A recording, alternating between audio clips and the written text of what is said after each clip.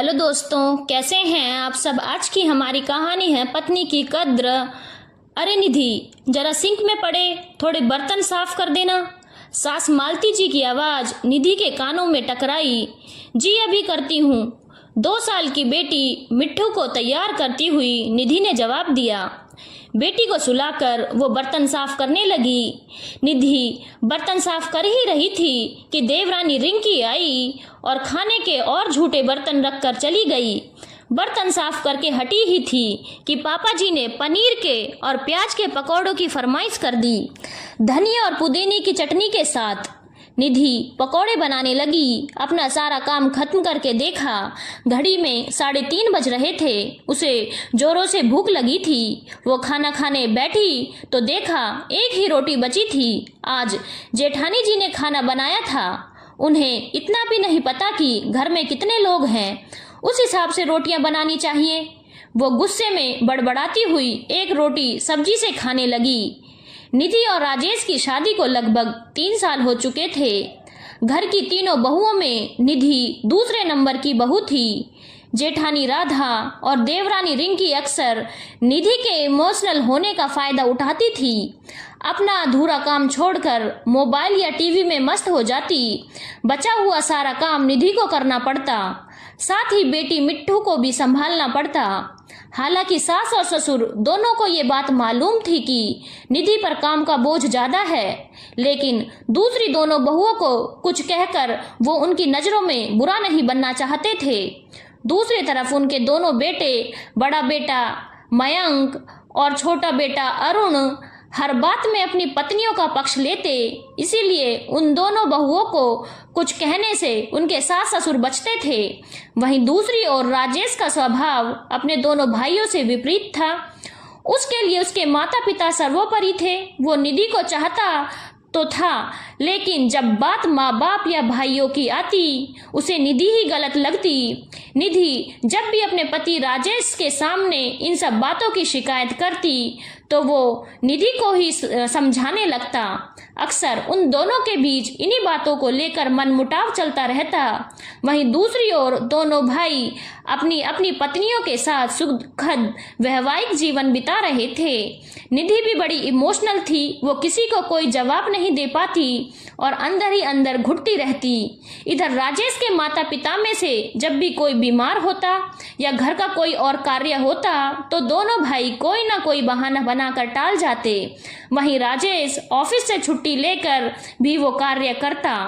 राजेश निधि का साथ नहीं देता, इसी कारण बाकी सब भी निधि को कोई महत्व नहीं देते। दिवाली आने वाली थी, घर में सफाई शुरू हो चुकी थी। दोनों बड़ी और छोटी बहुओं ने फटाफट अपने पतियों के सहयोग से अपने अपने कमरे साफ कर लिए। बाकी के घर की सफाई के वक्त दोनों आधा अधूरा सहयोग करके बहाने बनाकर काम से बचती रहीं। मौसम बदलने की वजह से निधि को सर्दी जुकाम हो रखा था। मम्मी जी ने निधि को सहयोग करने को कहा। निधि ने तबीयत ठीक ना होने की बात कही तो वो नाराज हो गई और अकेले ही काम करने लगी। इसी बीच राजेश ऑफिस से आया और उसने अपनी माँ को अकेले काम करते हुए देखा तो निधि पर बरस पड़ा। दुख और गुस्से से कांपती हुई निधि खड़ी हुई और काम में लग गई। पानी में लगातार काम करने के कारण उसकी तबीयत ज़्यादा ही खराब हो गई और वो बेहोश हो गई। उसे हॉस्पिटल ले जाया गया। डॉक्टर्स ने चेक किया तो पता चला लगातार सर्दी जुकाम में काम करने के कारण उसके फेफड़ों में इन्फेक्शन हो गया था। उसका हीमोग्लोबिन भी काफ़ी कम हो गया था। मामला थोड़ा गंभीर था। वहीं दूसरी ओर मम्मी के बिना मिट्ठू का रो रो कर बुरा हाल था। पहली बार राजेश को अपनी गलती का एहसास हो रहा था। निधि का मासूम चेहरा बार बार उसकी आंखों के सामने घूम रहा था। इस मुश्किल घड़ी में उसके माता पिता के अलावा कोई और हॉस्पिटल में नहीं था।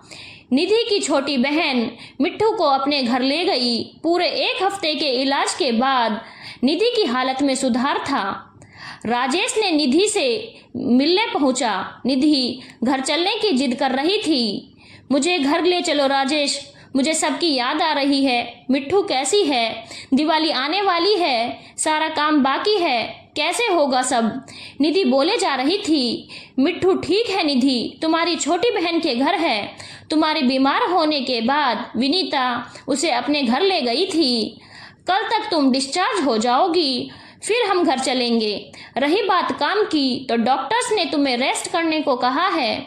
जब तक तुम ठीक नहीं हो जाती कोई काम नहीं करोगी। लेकिन मैं अब ठीक हूँ राजेश। नहीं निधि, तुम ठीक नहीं हो और तुम्हारी इस हालत का जिम्मेदार सिर्फ मैं हूँ।